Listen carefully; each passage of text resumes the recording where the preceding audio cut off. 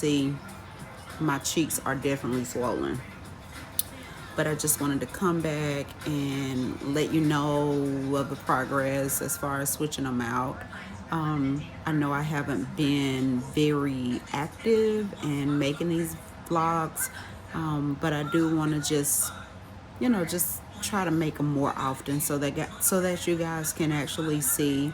When I got mine, I really I wasn't even thinking about it. I think I was going through a midlife crisis. I had just turned 41, and I was just like, I just wanted to do something. I didn't know what.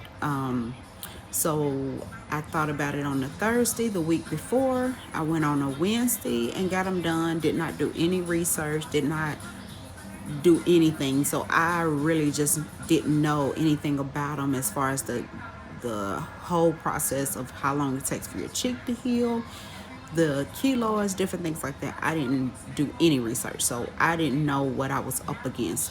But I knew that if I was going to get something, I wanted to get something that don't many people have.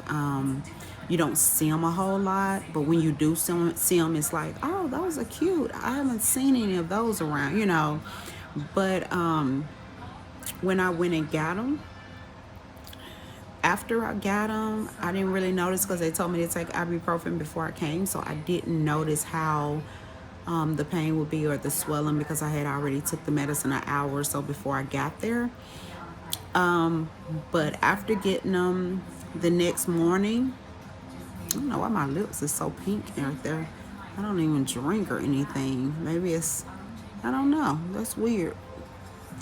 But anyway, little things kind of like get my attention really fast. But anyways, but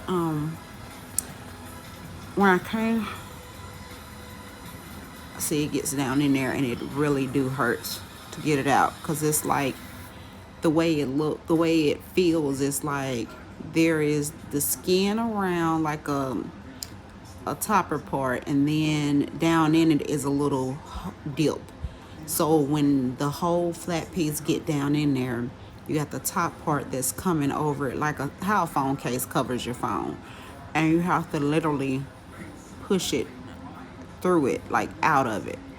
So it's more like if your cheek is, if you're piercing your cheek again or something. I don't know, but it's hard to explain. But if anybody has went through that before, they know what I'm talking about. But so a few days later, I was told I couldn't eat anything for 10 days, like anything hot or anything hard, due to the fact when the swelling starts going down in 4 days, then you don't want that long bar to get in between your teeth and you bite down on it and it hurts your teeth or it breaks your teeth or something, or crack them or whatever. So for the first 4 days, I only did like protein shakes, milkshakes, ice cream, didn't eat any solid foods, yogurts, different things like that. And then the other 6 days, I still didn't eat any like hot foods or anything. I didn't start really eating a lot of like major hot foods until like maybe the third week, just to be on the safe side. I waited until on that, I think it was like 2.5, maybe 2 weeks, I went on, and then I got the bar switched out to a shorter one. So when I got the shorter ball, that's when I went on and started eating, but I was still doing my protein shakes. So most of the time I was filling up on protein shakes and like milkshakes and ice cream and stuff. But it helped because I kind of lost some inches or whatever, so that was a good thing.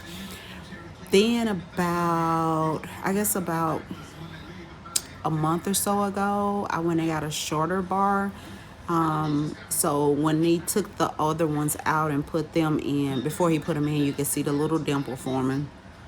But it also had a scar just from where it was at.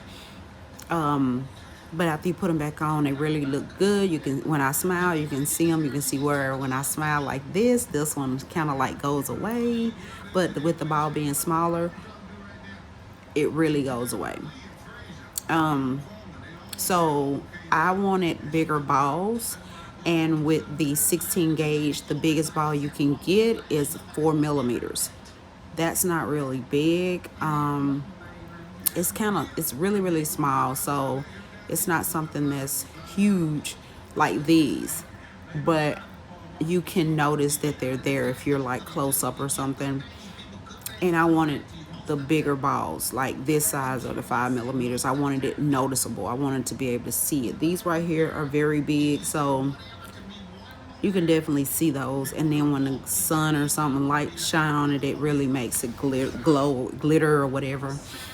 So I ordered from bodycandy.com a bunch of like the 14 gauge bars, a bunch of the replacement balls. So I bought 4 bars, and it came with the balls, with the 6 millimeter balls. And then I just ordered a bunch of replacement balls, like 5 millimeters and 6 millimeters size. So that way, once I got the bar in, all I had to do then was just switch out my balls. I didn't have to do anything extra, change the jewelry out, of none of that. But when I got the bar, and the 14 gauge, it doesn't say if it's a long bar, short bar, it doesn't do any of that.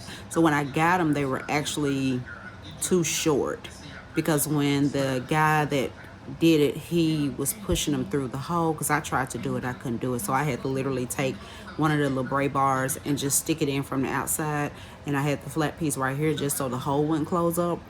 But when I got there, so he fixed it to where the ball would go on there. At first it wouldn't. I think I had to get more 14 gauge longer ones or something. But now that they're on there, he always say don't mess with it. But like I said, my cheeks are really swollen, and as you can see me doing this, they're swollen, because I shouldn't be able to do this and you see the dimples. But I mean, overall, I've grown to like them. Most people ask me, did I get them for the dimples? I'm like, no, I didn't really know anything about the dimples. I literally think I was going through a midlife crisis. And the reason I said it is because I don't know why I got them. I couldn't tell you why I got them. I just got them. I don't know. And other people ask me, well, when your dimples form, are you going to ever take them out? I'm like, no, because if I got them, I might as well keep them or whatever. My face look weird. I don't know why it looks like this on this camera. It's like I don't know. It's like my color is weird or something. That's weird. I don't know. I'm sorry, y'all. I just noticed a lot of things, and my skin looks discolored for some reason.